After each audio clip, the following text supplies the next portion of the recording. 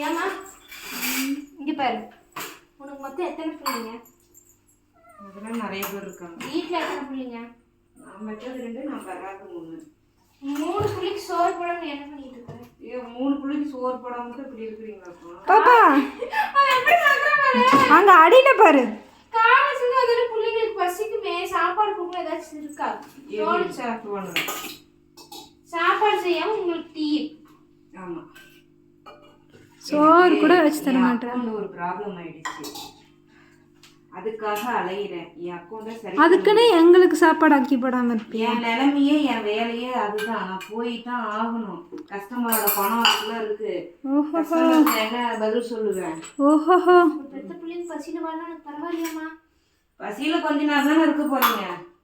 அது கொஞ்ச நேரம் இந்த அதுதான் டீ, அதுதான் டீ பிஸ்கெட். பிஸ்கெட் என்கிட்ட கேட்டு பாருங்க. பட்டே நீயுமே என்கிட்ட பிஸ்கெட் கேட்க கூட சரியா?